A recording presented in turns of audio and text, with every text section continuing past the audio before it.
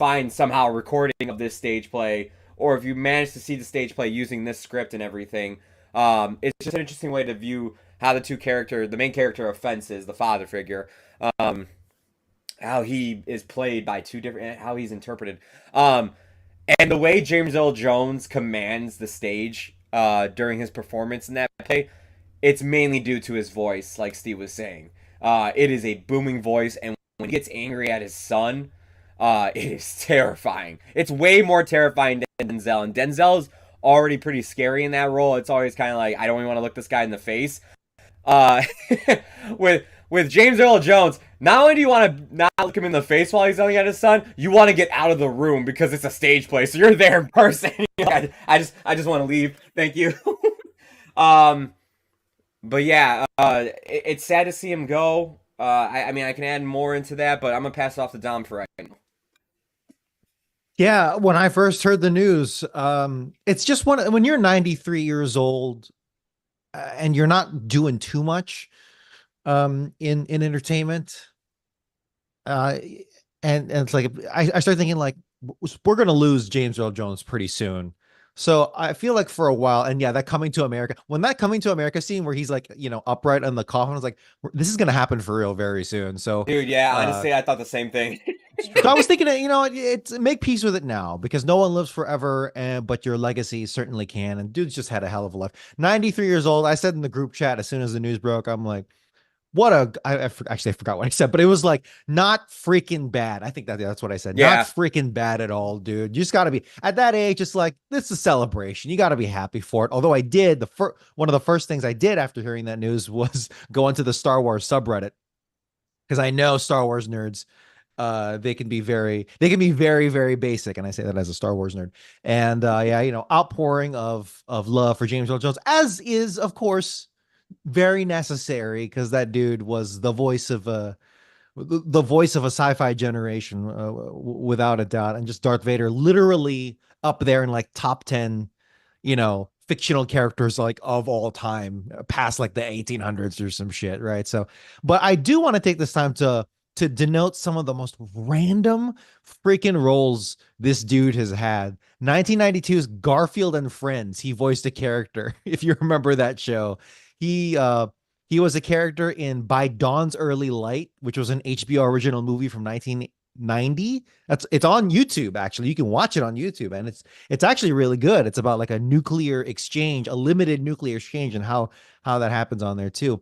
And then a pair of video games as well. He was in The Lion King, Simba's Mighty Adventure. Now I can't confirm if that was just archival, from the movie, because that's what they did for Kingdom Hearts 2, where they just took his voice on some of the movie. But I think he did some original stuff for this PlayStation 2 game from 2000, the year 2000, and then he was in a version, live action like cutscene for Command and Conquer yes. Tiberian Sun. He was in that from 1999, and then funny enough, Billy D. Williams. You got to get ready for that soon too. But Billy D. Williams, he was in another Command and Conquer game live action version. So it's like, dude, if Mandalorian, Carl Weathers, if Carl Weathers was still around and they were making another Command and Conquer game, they probably would have included Carl Weathers too, because it's so funny how it's like the biggest black names in Star Wars, like what would have wound up in Command and Conquer. I think would have been really funny. But yeah, funny enough, dude, if Billy D. Williams goes before the end of the year, that's going to be literally the three biggest black names in Star Wars. But regardless, yeah, dude, James Earl Jones, just what a freaking voice. The dude just rode that voice. I mean, obviously, very, very accomplished actor on top of that. But when you've got it, when you are born with this gift, and even that he had to work for it because of his stutter. But man, when you got it, freaking flaunt it, Yeah. right? Take your shot. And that dude took the biggest shot of all, and dude is a legend without a doubt. He's got one more movie coming out too called Atlas of Soul, and it is still unconfirmed if there's like a surprise voice cameo from him for Mm. that new Mufasa movie. So I Oh don't know if wow. Atlas of the Soul is just a voice role for him or if he'll be there in person, but we still have one, maybe two more roles of him before, it's his final, credits. Mhm. You know what? To just continue to dial up the Field of Dreams connection here. You know, we lost Ray Liotta a couple of years Yeah. ago, and Mhm. I am still amazed at how many Ray Movies. Liotta movies. Like, I feel like Catherine and I watched 1992 a couple of weeks ago, which came and went very quickly, but I think it was a pretty well done thriller with Tyrese Gibson. And Ray Liotta is the main antagonist in this movie. And I even remember telling Catherine, I was like, this is like Ray Liotta's sixth last movie. Yeah. You know, like Yeah. I think it might actually, I think it is the final one that he completed before he died. And the thing was, like, watching that movie was that he was very good in it. His energy was there, but you could tell, like, facially, like, he was looking older. He really Yeah. was. He was looking older. His energy was palpable, but you could tell he was starting to show his age, at least physically. Not everyone can be Dick Van Dyke, who's dancing on a stage at 98. Yeah, something like that. Dude is just immortal. But very last thing, look up on YouTube James Earl Jones cell phone commercial, and it's a series of commercials. It's all compiled in this 1 2-minute video. James Earl Jones and Malcolm McDonald, and it's a bit where they are reading like teenagers' texts. But because they have like epic voices, it's really funny. So it's just James Earl Jones going, totes my goats, and it's just really, really funny. James Earl Jones cell phone commercial. Rest in peace to a legend. Yeah, man. We'll move forward here. We got a big movie to discuss. Beetlejuice. So nice. Got to say it twice. Don't say it a third time. I wonder if they keep making sequels to this movie, if they're just going to keep adding Beetlejuice to it. I was You know what thinking that too. I wonder. I mean, first things first. You know what's funny about this movie is that, like, I kind of misremembered the production trouble with this movie, because I remember, like, Beetlejuice 2, as we can call it, has been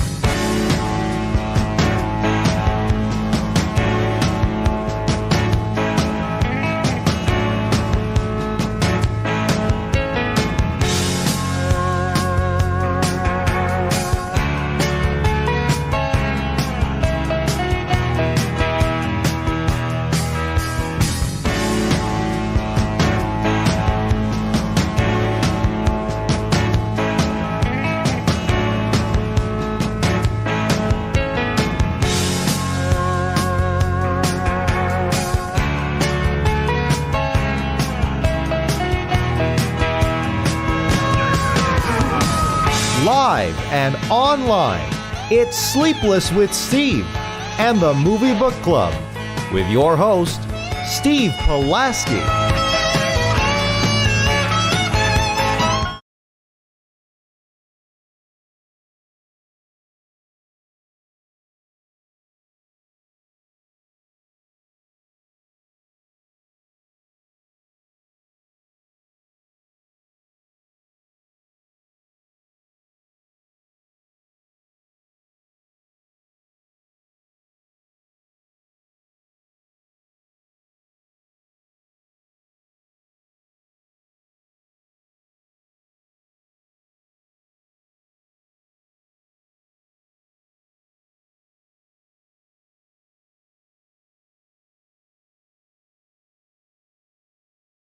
Academy Awards, the 96th Academy Awards. Did not win, unfortunately.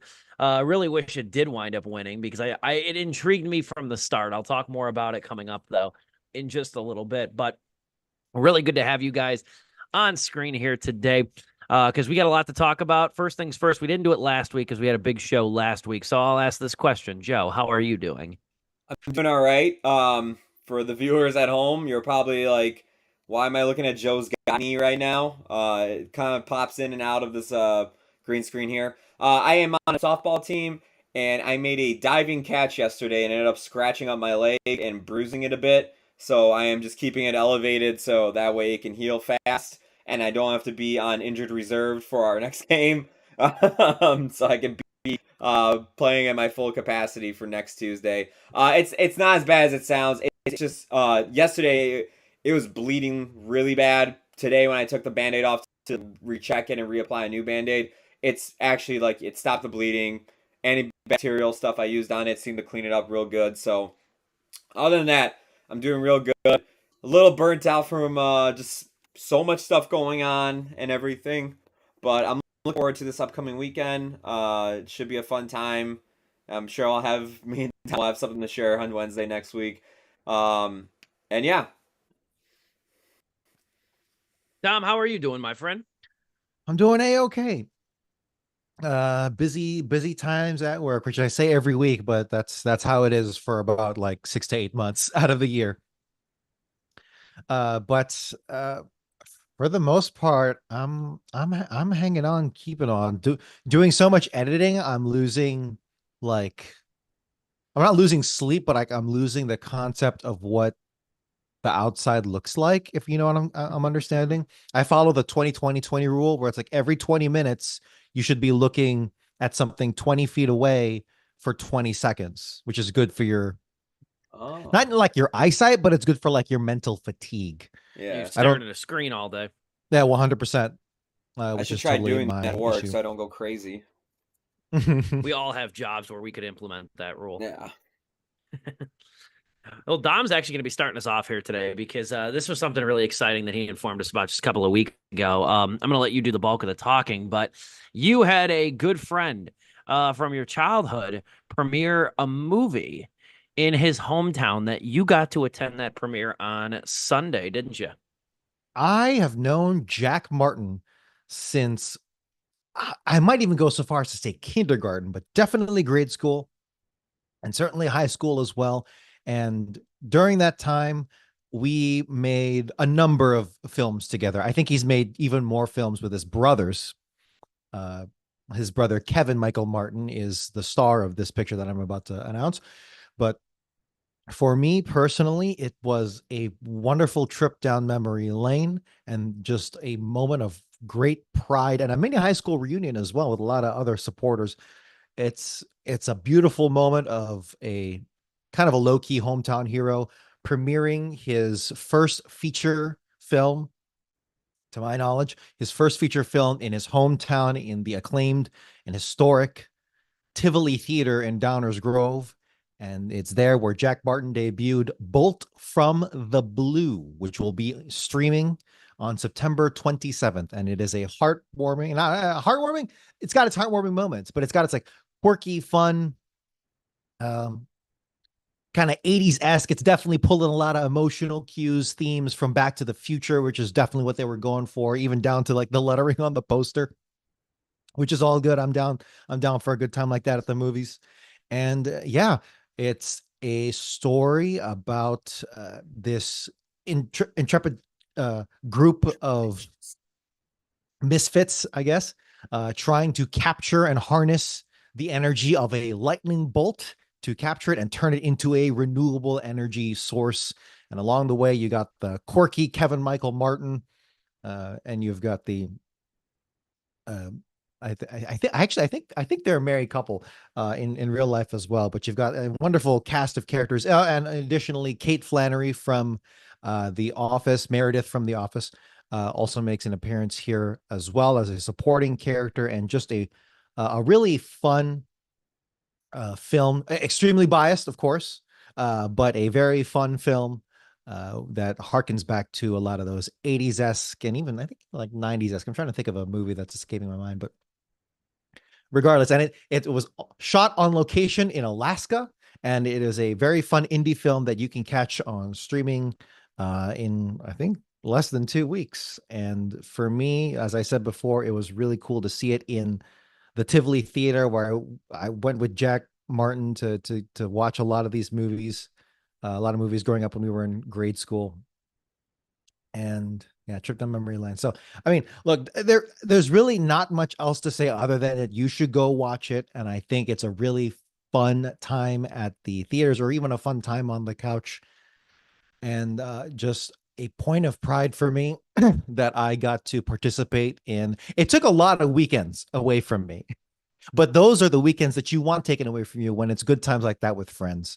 So you will not find online or streaming anywhere films such as Blood for Money or God in Ruins, and which were the high school movies that I assisted with Jack. Jack was the director and the lead on that project, and a bunch of our friends got together and made those films. I was more of a supporting role, a bit character in the background, and but the fact that I was able to participate in all that stuff, I will take credit. I will take credit, partial credit at least, that I gave Jack the idea for the film that got him into film school, which you can find that online. I believe last time I looked a few years ago, it's on YouTube, and it's called The Game of Life by Jack Martin. And it also stars a bunch of dads that from our high school. And it's a really cool, for a student film, go for a high schooler. I think it's really damn good. And I take credit for being in the car with Jack and giving him this idea that he refined, because I was throwing in edgy stuff, but like, yeah, so it ends with like a shot on the gun with like a gun on the table, and then there's this action sequence. But no, but yeah, dude. The main thing I really want you to take away with this is that, one, you should watch Bolt from the Blue on September 27th, streaming on Amazon. And two, man, don't forget the people that you had really good times with. And I'm saying this as kind of a hypocrite, because I hadn't talked to Jack too much since high school, even all that much. Like we caught up for the first time, more than a decade later. But it was like we had never stopped talking for a brief couple minutes. It was really cool. And there was a Q&A after at the Tivoli as well. I got to ask the opening question, and Jack gave me a shout out, like, yeah, this guy, we shot the Abraham Lincoln book report, where Jack himself was playing Mary Todd Lincoln, and I was the security guard that did not do his job well at all that night. And I always remember the guy who played John Wilkes Booth. His name was also John. We shot it in my backyard at when I used to have a pool deck. So it was like the pool deck. It was the Lincolns looking outwards of the pool deck, and they were watching the play, and then John Wilkes Booth shoots him. I think it was like a water gun or something, and then he runs to like jump off the balcony, right? Jumping off the pool deck. But it's like he pauses, of course, hard cut to like a 4-foot doll of Homer Simpson being thrown off the pool deck, and then when it hits the grass, it's a hard smash cut to John Wilkes Booth on the ground with his leg broken. Anyway, true indie filmmaking on display from grade school through high school through all of his other projects. Kudos to Jack Martin. Glad to know you, and very proud of you, my friend. Great time at Tivoli Theater. And with that, I will conclude my segment there. Very nice review. Very nice review. Sad I missed it, but sounds like it was a great time. A lot of people. Yeah, on it, like, so the Tivoli is very big. It's bigger than any standard movie theater because it's literally just the one movie house, right? Right. The one screen. I want to say they filled up like, I want to say like a quarter of the Tivoli, a quarter to a third of the Tivoli, which is very impressive. Like that's a full movie theater, standard movie theater. And I was running into high school teachers. I was running into like, old neighbors that I'm like, I don't remember your name, but I remember your face very clearly. And it was a really fun, very extremely supportive crowd. Not a hint. I caught up with my old high school teacher, my old high school theater teacher that I didn't even expect her to be there that night.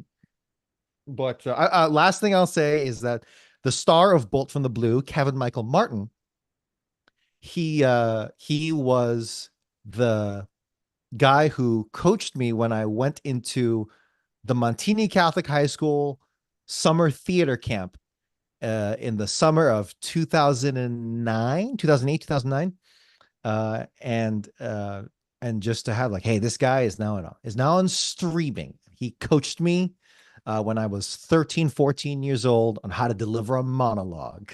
I was yelling. I think I remember yelling at a stroller because I was supposed to be yelling at a baby. I don't know. I don't remember, but it's a good time. That's awesome. Glad you had that opportunity to reconnect too. Let's never lose the social atmosphere of going to a movie, And especially a movie in that presence. It really was like hometown hero kind of vibes, which I very much love. And Steve, you interviewed Jack on your radio program. Very thankful for that as well. Thank you for supporting indie film. Yeah, it was a fun interview. Not really good guy to chat with. Felt like I knew him when I got off the phone with him. It definitely has that vibe. You know what I mean? I mean, we were just cross town, different high schools or whatever, but never knew each other. But that was cool to connect with him. So I appreciate you bridging that connection there. And really good review. Cannot wait to check out Bolt from the Blue, which I believe goes to Amazon, if I remember correctly. Goes to Amazon Prime on the 27th. Correct, according to to Jack's website. Yes. Yeah. It'll be on Amazon Prime on July 27th. So definitely want to check it out over there too. Definitely want to rent it and support it too. Mm-hmm. So we will pivot here, talk about this movie, Robot Dreams, a movie that I was hoping would be available very soon after I saw it. And lo and behold, it was.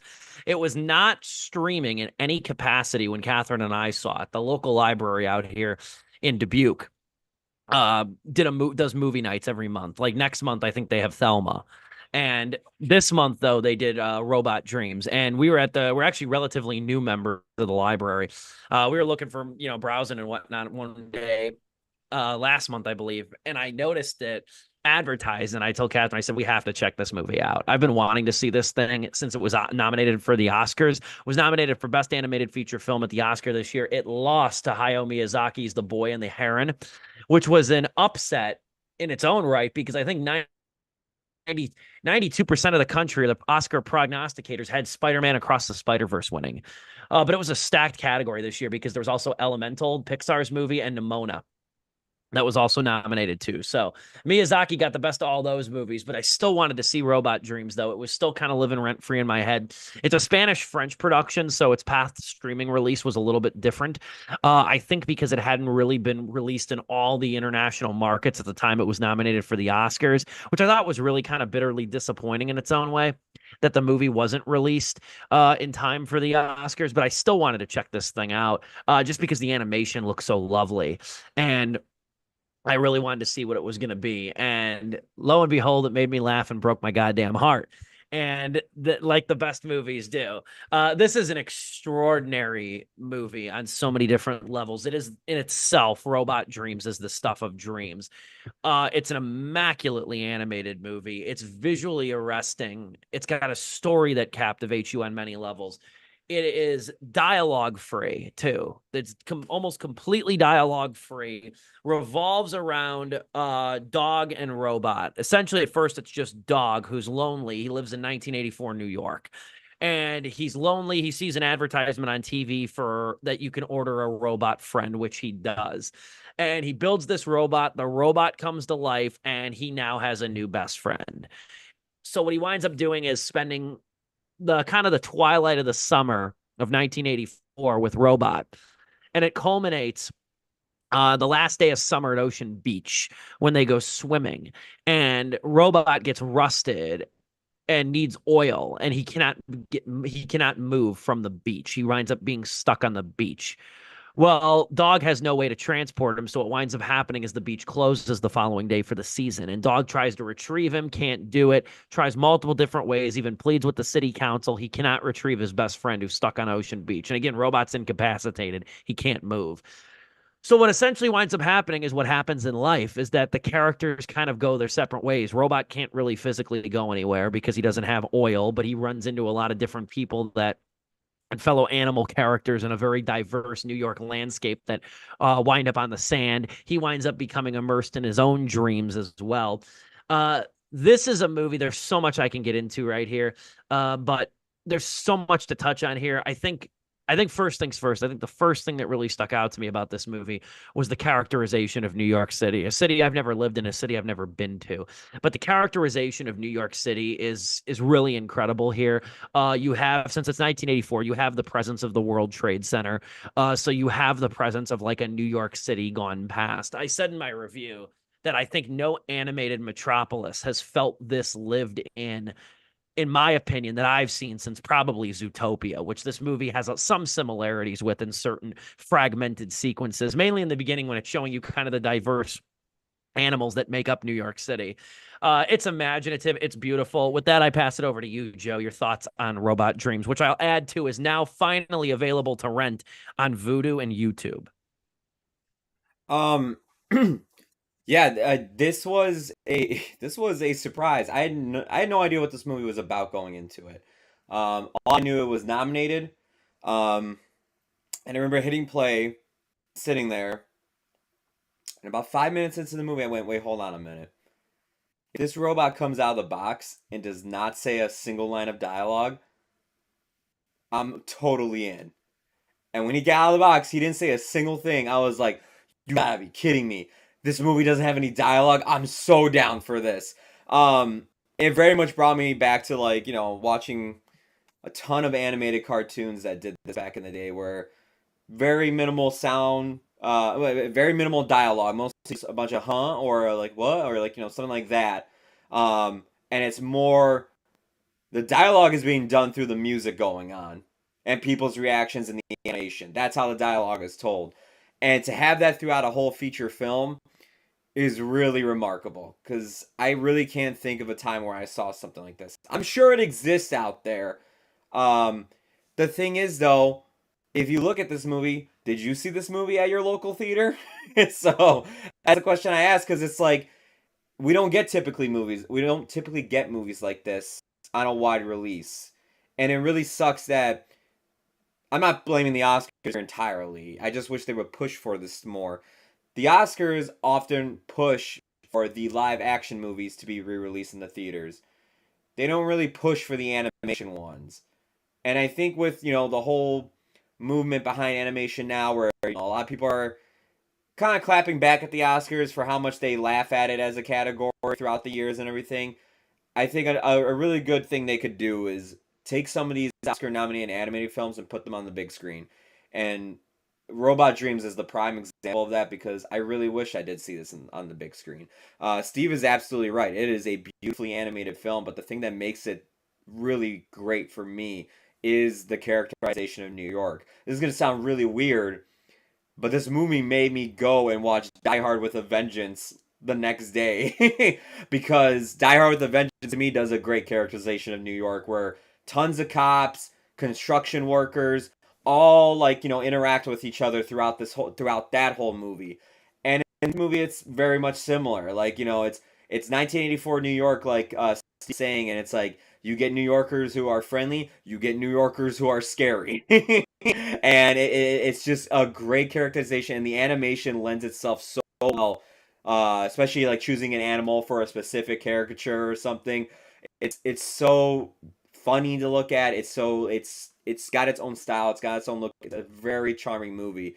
Um, of course, the biggest surprise for this movie for me is uh, throughout it. I mean, as much as I was chuckling and laughing, it pulls at your heartstrings a ton, and it's the whole thing of like the friends having to go their separate ways. Like if you ever had to deal with that as a friend, and like you run into each other a year later at a bar or something, like it hits home with that, especially the ending of this movie, which I'm not going to say what movie it reminded me of, but it's a movie, I think I know exactly what it is. It's a movie that's not too old. It's not too old, and here's your hint, it almost won an Oscar for a certain category. Some say it did for a few seconds. That ending, Warren Beatty. I've been surprised we haven't had too many other movies try to like do a similar ending. Not only does Robot Dreams do something similar, but it does something unique with it too, and that fits the theme of the movie. I'm completely shocked that this movie didn't get a wide release because I thought this was absolutely fantastic. But I'm gonna pass it off to Dom for his thoughts. Yeah, I'm gonna try not to call this movie Robot Chicken, which is just subconsciously. I don't know why I said that. I had been saying that, but anyway, I had much of the same reactions as Joe did because I had no idea what was going in. And then, yeah, when that robot comes out, I was thinking, oh my God, this is not a silent movie, but there's going to be no dialogue on this thing, which is funny because I specifically turned on the subtitles because like, I'm not having it today. I need subtitles today. Sorry. I just didn't need them. You got thumping, whooshing, wind blowing, inaudible dialogue. Kind of what happened. Yeah. September playing. No, man, this is it makes my heart so happy when you see art done well, and you see it for the love of the game, for the love of the art. Did you know that this was based off of a comic strip online? I'm not surprised, honestly. It felt like that. It's got that look to it. Yeah.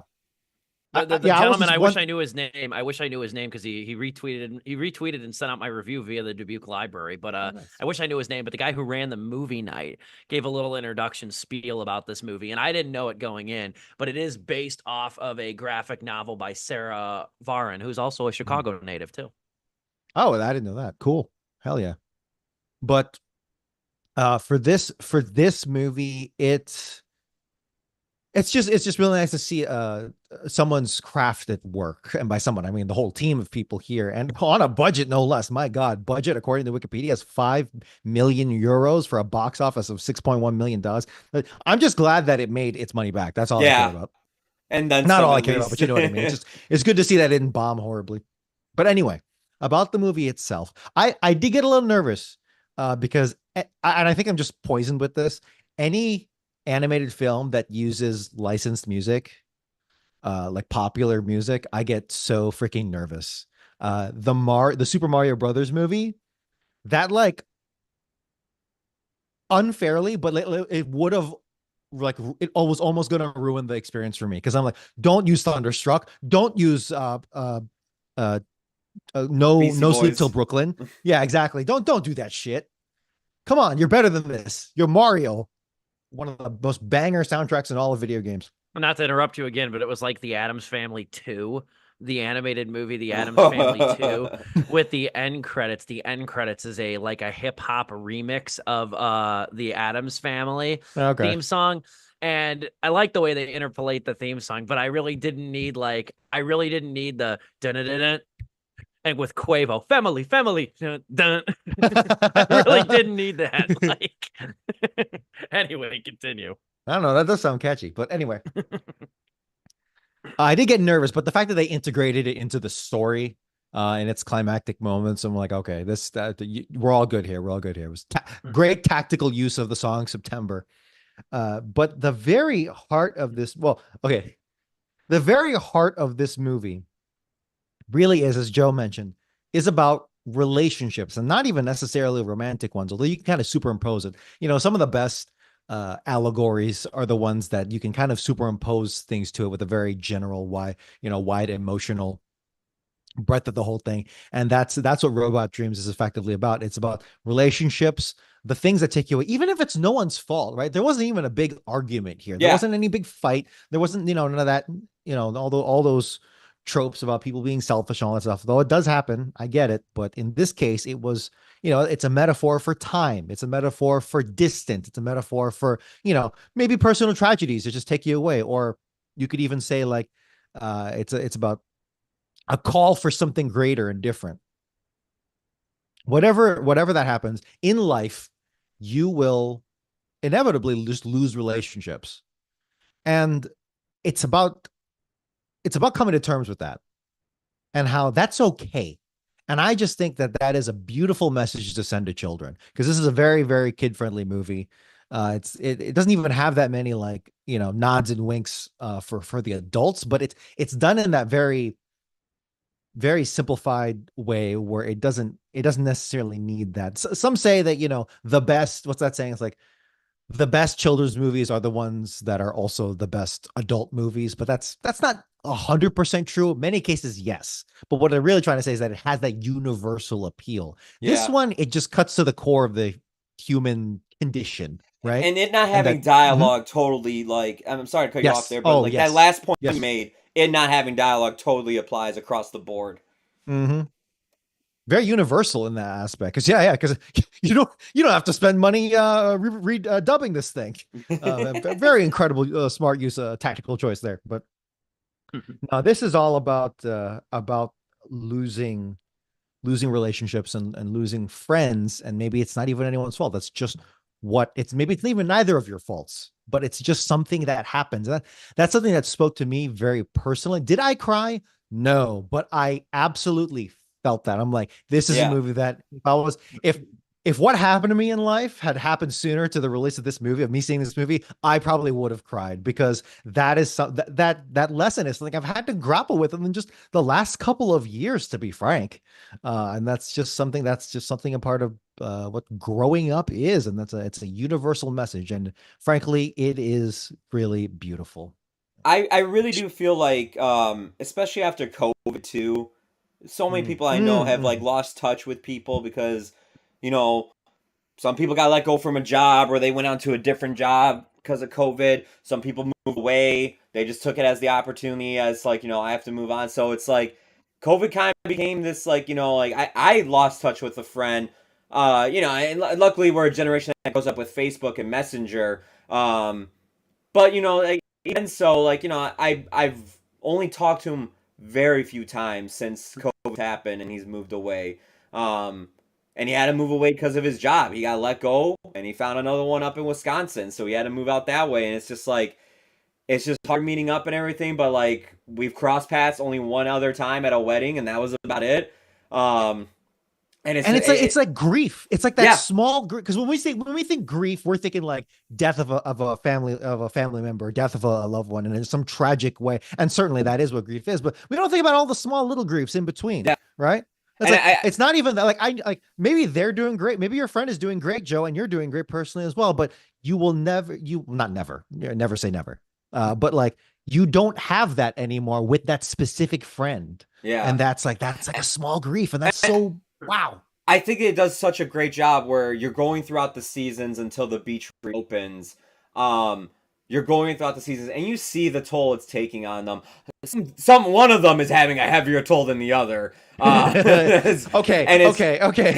Story wise, the literal plot wise here, I was yelling at this dog. I'm like, you could have done so much more for this robot, you son of a bitch. You abandoned this robot. Let me just say, I am not about animal cruelty at all. There were 3 rabbits in this movie that I wanted to die. Yes. I was like, the movie does such a good job at doing something with those rabbits. I was like, well, that's great. And then they changed something. I'm like, oh, you. And then it's the reality, because it's also kind of the first moment where dreams come into play. Yeah. And that's the introductory. I don't think it's a coincidence that that's the introductory dream. No, I don't think so either. Because it hits you hard. It leaves a sting for the rest of the movie of, Oh shit! Like it's gonna get real. I want to talk before the break really quick here, because music is obviously an indelible part of this movie. And it was something tactile that I didn't pick up on initially because it's a very subtle thing. But I was just reading before I wrote my review, I was just reading what people on Reddit had to say about this movie. Our True Film. The real ones use Our True Film, not Our Movies. Oh my God. Our True Film. But anyway, the song September by Earth, Wind, and Fire plays a huge role in this movie. Not only the original version, but a couple other different versions too. Number one, props to Pablo Berger, the director. Props to him and the crew for this movie for making one of the most overplayed fucking songs feel like fresh and new again, which is not an easy thing to do. You know, the ultimate wedding song you hear every time, and it feels just completely fresh the way it's utilized multiple times in this movie.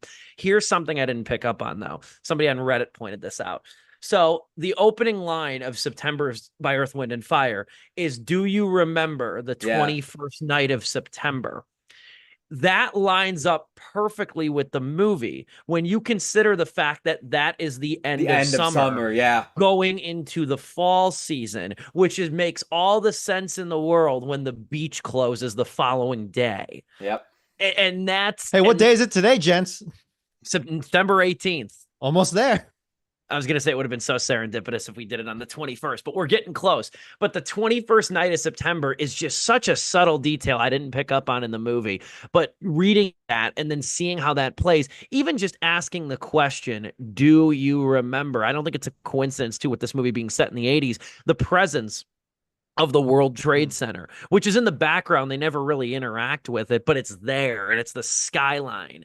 And it's a movie about a friendship that dissolves, but also like a New York City that's dissolved, that doesn't have that anymore. Yeah. So I think that line in that song, "Do You Remember," is so pivotal for this movie in multiple different respects. I agree with everything you guys said. I think this is a lovely, lovely movie. We're going to continue to dive into it here after a quick Zoom-sponsored intermission on this Wednesday evening. This is Sleepless with Steve. I feel like the shows go way faster when we talk about a movie we all love. And that's what I think is happening here tonight. We're already about at the halfway point. We'll be back here in a couple of minutes. Enjoy a nice clip show that Joe so thoughtfully put together for the intermission here. We'll be back in just a couple of minutes with more Sleepless with Steve.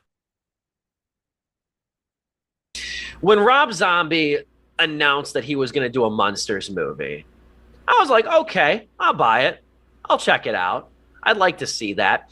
Now, you can't blame any of us for thinking. You cannot blame any of us for thinking that he could have taken this in like a Devil's Rejects direction.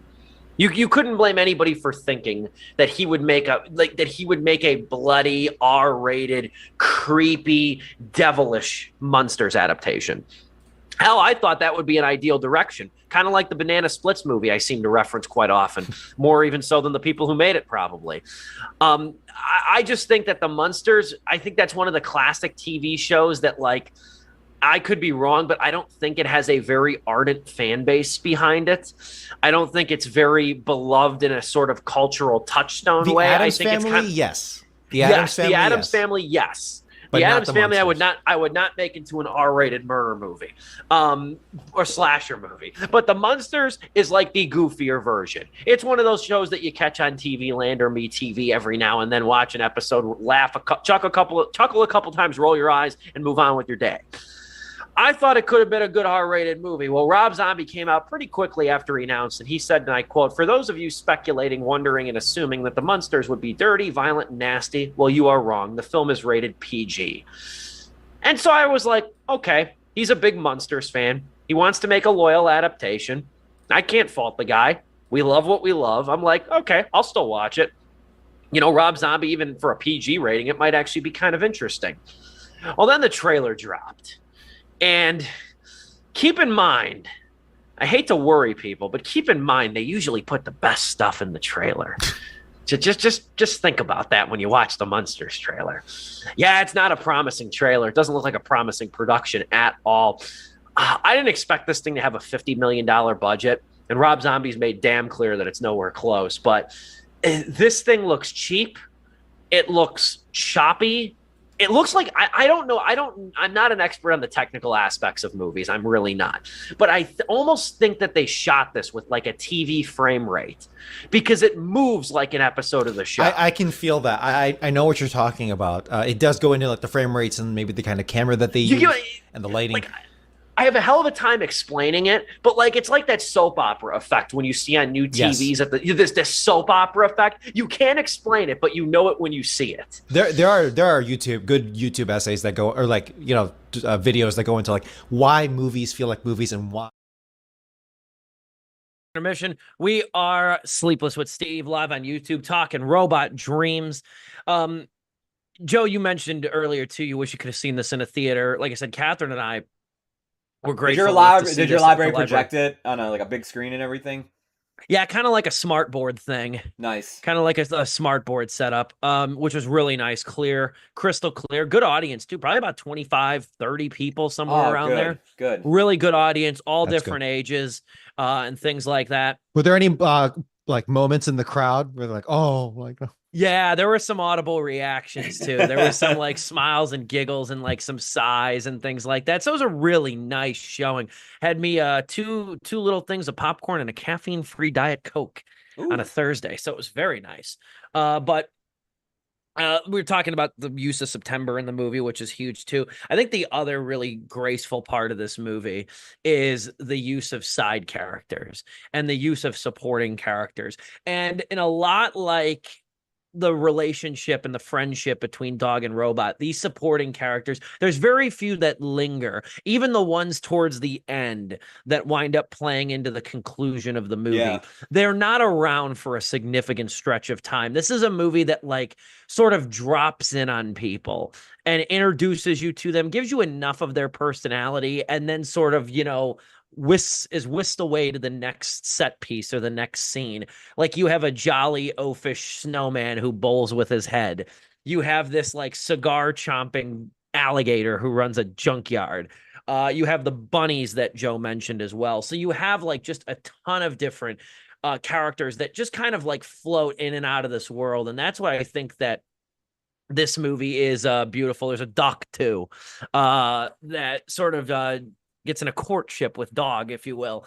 There's a lot of like just beautiful side characters. I think the movie knows when to pick them up and kind of knows when to move on to the next vignette. That's almost what this movie is kind of a collection of vignettes and short stories.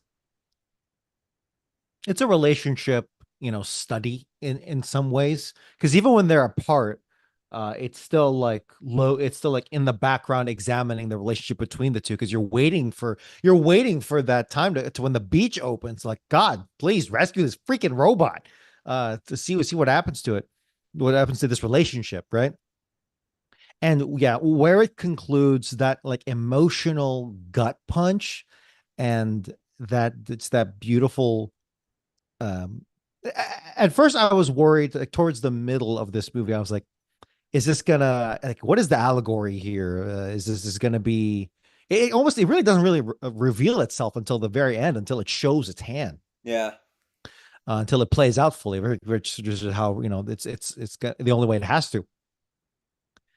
Some movies right away exactly what it's about, but this one it takes a minute. So I'm thinking like, oh, are they gonna go with like a very movie ending? A very fairy tale ending, but like a perfect movie-esque ending. And the fact that it doesn't really puts the rest of it into like a more mature spotlight. I'm like, okay, this thing like emotionally has the weight and the wherewithal to balance all of to balance that big ending, at least that what it does there. And I mean, with the side characters as well, it puts it in a different context. Let me say that. It made me think back about the previous scenes and how we got there and what happened. And that in the end, it's going to be okay.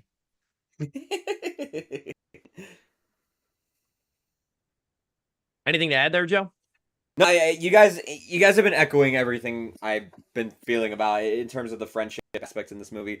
Like, I'm trying to think of like what else like new we could bring up about it that we haven't talked about. Did we think it was too long? Okay, I don't want to get into criticisms, but that is my only criticism with the movie, is that 446 minutes. I normally don't complain about a runtime like that.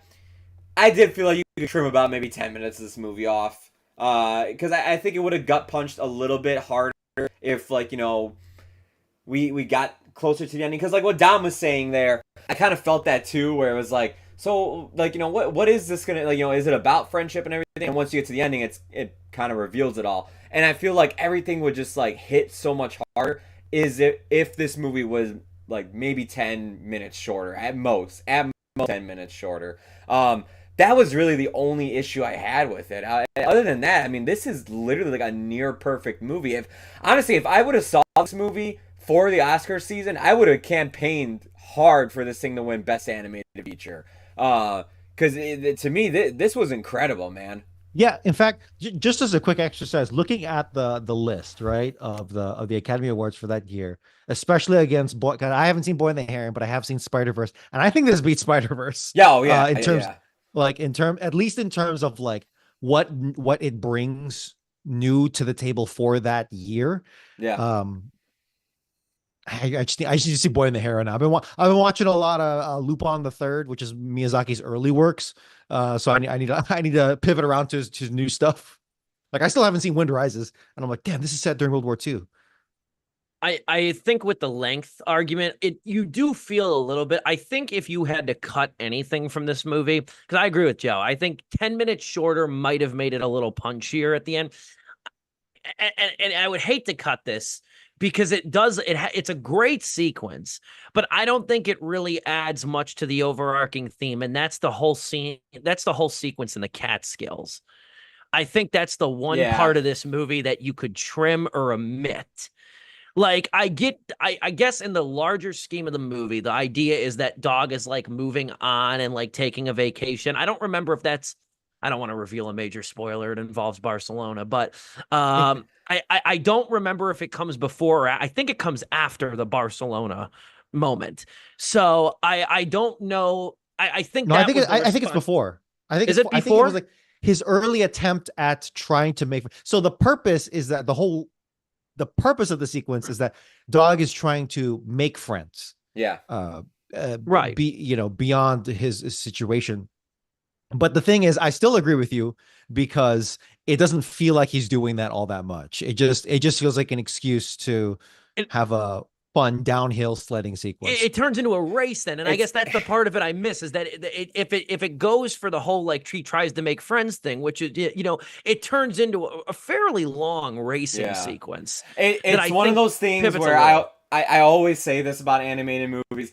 It's a sequence where animators are animating. They are just falling in love with this one thing, and it's kind of rather than being like the thing that like is like not the backdrop entirely, but like it's a component of the movie. It kind of takes the wheel, and it's just like, oh, okay, now we're gonna do our thing for a little bit, like Yeah, that's a perfect way to say it. It's the animators animating. It's the writers or it's a writer in some cases. Like even the tipping scene has really no purpose in Reservoir Dogs, but it's Quentin Tarantino writing and getting the creative juices flowing. Yeah, it's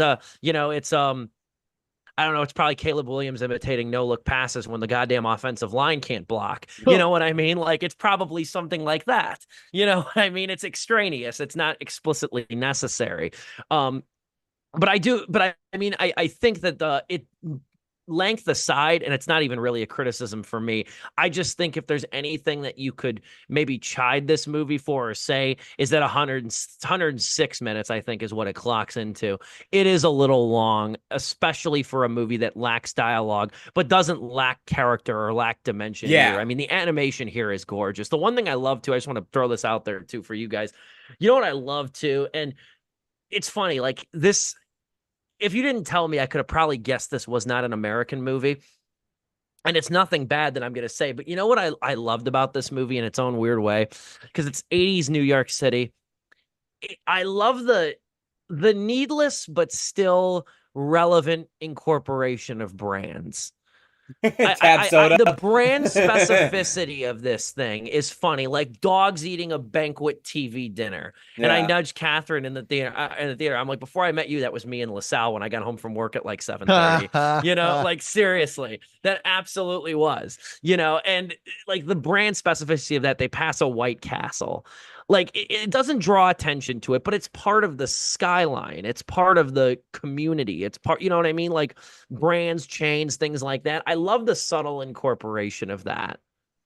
It wasn't in your face, like, and then like another thing, it's set in the '80s. It didn't shove '80s into your face either. Like it was very like creative, and it pulled back on like the real world stuff they wanted to show. Even including like historical landmarks in New York City, like the World Trade Center. It did not try to like, be like, oh, we're gonna take advantage of the time period that we're in. No, not at all. This is a direct quote from Pablo Berger, the director of the movie, when he was screening it in the Aero Theater in LA. And he said he would like to make a follow-up to this. Ooh. He said he would like to make a follow-up. And he said one of the things that attracts him is how many different ways you could go with the follow-up. So this is a direct quote. He says, maybe involving dog and robot meeting up again for Thanksgiving with their partners. I've thought about revisiting this world, maybe with a spin-off of some of the characters, a horror film with the bunnies, or Duck Goes to Barcelona. And then he ended it with, but we're in LA and somebody could steal my idea. But it's true. There's a lot of different, like if they were going to make a follow-up, I would want the same team behind it. But there's a lot of different ways you could continue this. And I'd almost like Dog and Robot to be a cameo. Or like, have their own separate little sequences isolated. Yeah. Yeah, I mean, hell, do an anthology series, man. Like, make it 3 short films in one. Who knows? Like, you could do that. Those ideas. That would be lovely, honestly. If you could do like a Robot Dreams the anthology. Yeah. And it's like 3 25-minute short films. It could be barely feature length. And I think that would be quite delightful. And with the format they got already of no dialogue and like, just like, how creative they got with just one feature film, they can get so much more creative, being like, okay, we got 3 minutes to tell this, what we're going to do. Yeah, you'd get the concision aspect of this too. Yeah. Anything else that you guys want to note about this? Like I said, I'm just really happy this thing was available, because after we got out of it, I told Catherine, I wrote my review the following day, and I was like, I said, there's nothing that like sucks more than coming out of a movie that you no. I said, here's the thing. There's nothing that sucks more than coming out of a movie you loved, but the public has really no way of seeing it. Yes. Like, and I still struggle with that Canadian movie that I like, movies I told you guys about a year and a half ago that still hasn't gotten American distribution, shockingly. Like, it was Cha-Cha Real Smooth back in January of 22, and you guys couldn't see it till June. Like I said, it sucks when you write about the underrated part, the underrated crappy part about being a film critic is when you're fortunate enough to see a movie that most people can't see. Yeah. And if it sucks or it's good or it's moderately good, it's not that big of a deal. But when it's an excellent movie like this, and the vast majority of people can't see the damn thing, that's a downer. So I was really thrilled last week when I just happened to Google it on a whim and saw that, unlike when we saw it, it was streaming. I did see, like, I totally relate to this in just one case. It's the AMC Screen Unscenes, where there's a movie called Out of Darkness. It's a horror film. I don't know if that movie ever actually got released in the theaters yet. Like, it could still be having distribution issues or whatever. We only got to see it because AMC paid for it that night to be shown for that specific date, and I got to see it, and I thought, it's a good movie, but, like, coming out of the theater, and it's like, I tell so many people, I'm like, oh, man, like, I would love to see this director of this movie do that, and they're like, oh, what movie is that? I'm like, well, I wish I could tell you, because I don't even know if it's streaming anymore yet, or, like, to pay-per-view. It really does suck that, like, this thing, for a period of time wasn't able to be viewed, like, anywhere. And then, like, with you and your movie, I Like Movies movie, that thing at this point to me, I think that's gonna become like the meme of the pushing the grandpa into like the retirement home. It's like, no, you don't understand. It's a movie from Canada. It's about how much a person left. Yeah, sure. All right, Steve, let's get you back to bed. That's what it feels like. And I'm like, it's a movie set in 2003 about a kid that works at a fucking Blockbuster. And I get that it's a Canadian production, but it's not. It's more. It's universal, like Canadian American. It doesn't really have like too many Canadian like specific things. I don't know why. I can't believe that like Neon or somebody hasn't picked it up. Yeah. Like, or even A24. I mean, think of this. A24 loves giving shitty releases to their movies and screwing them over in theatrical distribution. Why haven't they picked this up and put it in 150 theaters just to put it on Showtime or Max or something? I really wanted. I got really interested in Zone of Interest when Steve, you were relaying the plot to that, and I was like, man, it's winter, because it was like Oscar time, right? Man, it's winter.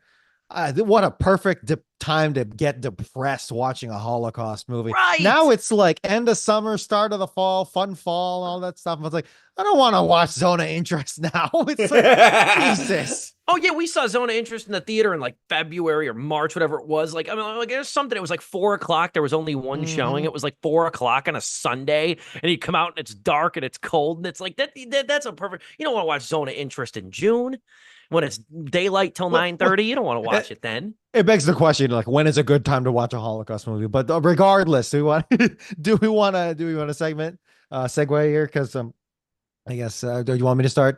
Yeah, we'll go Dom, Joe, then me. I'll end. Okay. Yeah, man.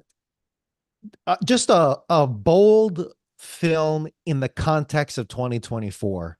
And it's like, damn, you're gonna go with no dialogue. That's a massive step to make, and to make it a full feature, an hour and 40 minutes, give or take, 102 minutes on Wikipedia at least. And even then, I think we all kind of agree that it could probably shave 5 to 10 minutes off of that runtime. I maybe even say 15. I don't know, but I'm not really sure what sequences you can cut. But either way, for me, the emotional heart of this movie, and what will keep it in my mind for a good while, is its very mature message. It's very humanistic message. It's very like, this is just what life is, which is that you will lose friends and you will lose relationships of no one's fault. And however it happens, right? Whether it be tragedy, whether it be time, distance, ambition, what have you.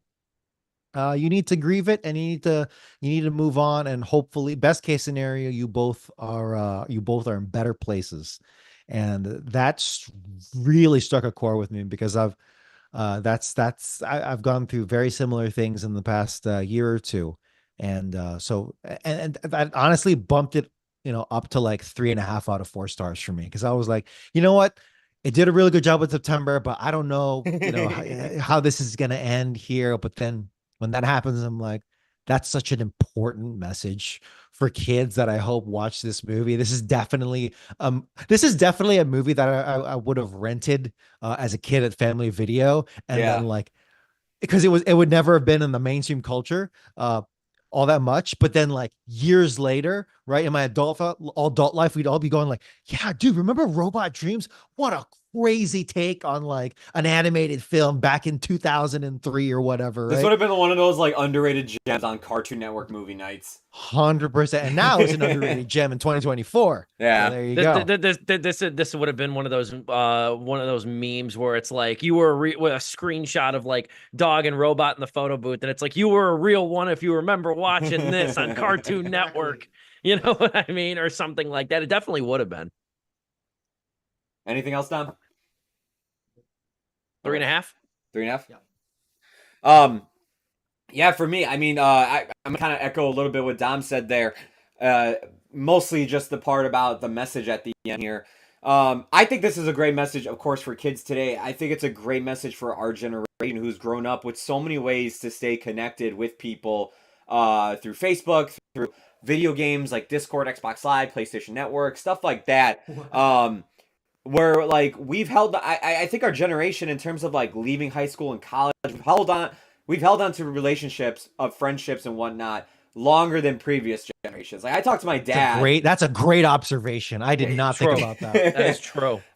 I talked to my dad, like, hey, like, how, like, what happened to your high school friends? Because, like, again, like, they grew up in 1984, they grew up in 1990, where, like, none of this stuff, like, was really, well, he didn't grow up in 1990, my uncle's dead. But, like, they grew up in a time where that wasn't that. And our generation was so used to staying connected that when someone died, and Dom, I totally feel like, like the 1 or 2 years, like, that you're bringing up, I had the same thing happen to me.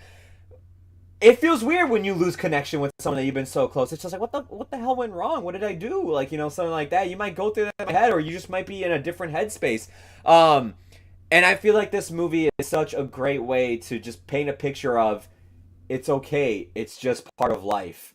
Um, it's great for kids growing up today, and it's great for someone like our generation who's grown up with various ways to stay connected through social media and other channels as well.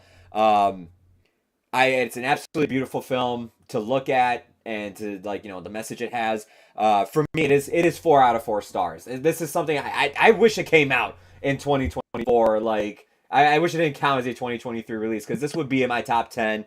I would be echoing this to so many more people and everything. But I mean, that's not gonna stop me from not recommending it for people. But I really wish this was something for this year. Beautifully said, both of you. Real quick, before I just dive into my final thoughts, I'll piggyback off of what you said there, Joe, about how like we're like probably the first generation that stayed in better contact just by virtues of the privileges we have of technology and connection. I'll bring up something my dad said. It was one of the more depressing things my dad said, which my father, so just so you already know too much. But no, this was honestly a really sad observation. Like he didn't mean it that way. He almost meant it in like a joking way, but it was true. For my dad reads the newspaper every year, okay, or every day, okay, boomer. He reads the newspaper every day, and he always reads the obituaries. He's done that for as long as I can remember. He always reads the obituaries. And I asked him one day, and this was years ago. I was probably 12. I asked him, and I said, "Why do you read the obituaries every day, Dad?" And then Dad's like, "Yo, you'll be just like me when you get older. This is one of the last times you'll see some of your friends."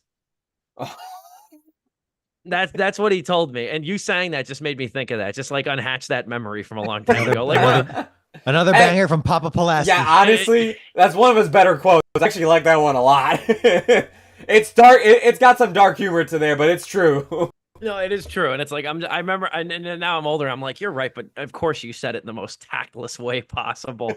And then like it happens. It just happened not too long ago, like 8 months ago. I wasn't home for it, but he called me. But I remember it happened like maybe 2 or 3 times a year. He'd be reading the paper, and I'll be like, "Oh shit, Jimmy Lupus died. Oh shit." Oh, and he goes. And then he'd be like, "Steven, how do I look up an obituary online?" And then I'll look it up and I'll be like, "Oh God, he aged like shit." Oh my God. And like, his wife's still alive. Oh, she was always a miserable bitch. She hated me. Your dad is the definition of like, I want to have a beer with him. I would not want to like live with him in any way, shape, or form, but I want to have a beer with this man. I want to have like 3 beers max, because I think past that, like it might go a different direction. Like everybody tell me growing up, your dad's so great. I'm like, yeah, try living with him for 21 years. But to go back to Robot Dreams, though, one of the biggest takeaways of this movie too is that the movie may not end the way you want, but it ends the way that it should. It's one of the things that like time passes, people literally move and mentally move forward. Some people might argue with me. Everybody's life experience is different, but in my opinion, malice and contempt is not the reason most friendships end. Quite frankly, I think those are in a lot of ways special cases.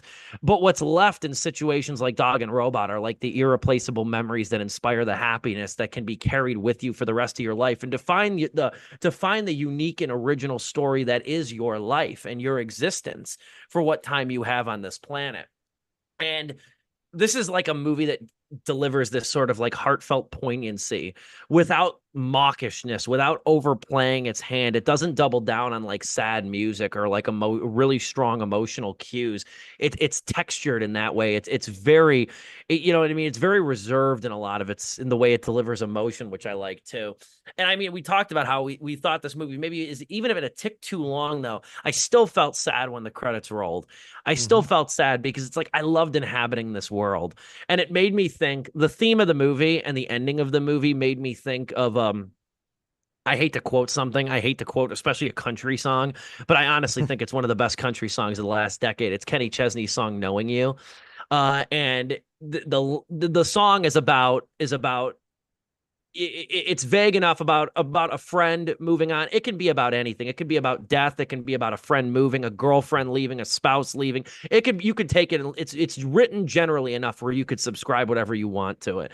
But the line that stuck out to me and it like washed over me watching this movie, even as it broke my heart in parts, was the line he says in the song, "I'd do it all over because damn, it was good knowing you." And that's really, I think, the subtle but brilliant takeaway of this movie. I wish, again, to echo Joe too, I wish I would have seen it in 2023 because it would have made my top 10. It's that good. And I'm really glad, even though you have to rent it, I'm hoping a streaming service of some popularity, of some noteworthiness gets it in due time. But it is a extremely strong 4 out of 4 stars for me. I love this movie. Yeah, man.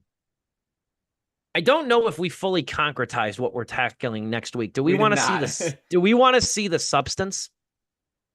That's the one we're seeing this weekend. Substance versus Wolves. as opposed to Wolves. oh, it's a horror. Oh boy. I would lean the substance. Wolves is interesting. I've seen like a trailer for or a commercial for that.